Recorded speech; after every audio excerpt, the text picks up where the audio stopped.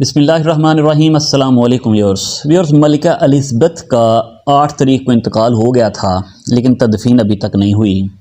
آخری رسومات جاری ہیں۔ 19 تاریخ کو موت کے اگلے دن یعنی ابھی کل 11 دن بعد تابوت قبر میں اتارا جائے گا۔ موت سے تدفین تک عجیب و غریب رسوم و رواج ہیں۔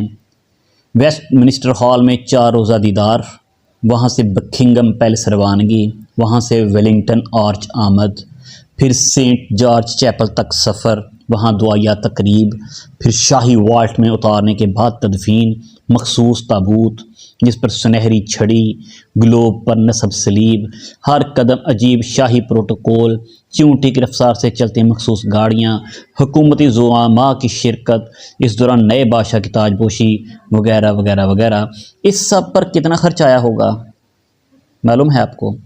امریکی چینل اسکائی نیوز کے مطابق صرف 6 ارب ڈالرز، پاکستانی کرنسی میں 1331 ارب روپے۔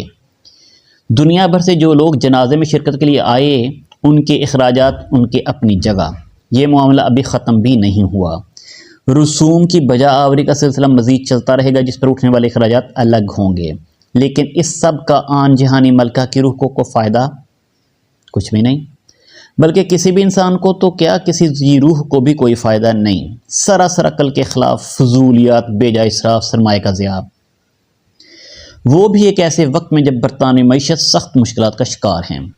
مگر اس کے باوجود مجال ہے کسی لبرل، سیکولر یا ملحد نے ان فضولیات پر ایک لفظ بھی زبان پر لایا ہو کہ جی بڑا پیسہ ضائع کر دیا، اس سے کئی واٹر کولر لگوائے جا سکتے تھے، کسی غریب کی بچی کی شادی ہو سکتی تھی، مگر قربانی کے چند ہزار روپے مسلمان اپنی مرضی سے خرچ کر دیں تو ان لوگوں کو اوپر نیچے سے آگ لگ جاتی ہے۔ اس کے مقابلے میں ایک مسلم بادشاہ، نام نہاد ہی صحیح، چلو جیسا بھی ہے، حال ہی میں 13 مئی کو انتقال ہوا اس کا، امارات کے حکمران شیخ خلیفہ بن زید ال نہیان کا، لیکن اسلامی تعلیمات کی برکت کے جنازہ سادگی کا نمونہ۔ صبح انتقال، مغرب کے بعد تدفین، نہ دیدار عام کے لیے 4 دن انتظار، نہ ہی لمبا چوڑا شاہی پروٹوکول۔ چند افراد نے عام سے تختے پر میت اٹھائی اور قبرستان پہنچا دیا۔ میت بھی عام سی کفن میں لپٹا ہوا، جس پر نہ سونے سے مرصع چادر، نہ ہی طلائی زیورات۔ ویورز، اللہ حافظ۔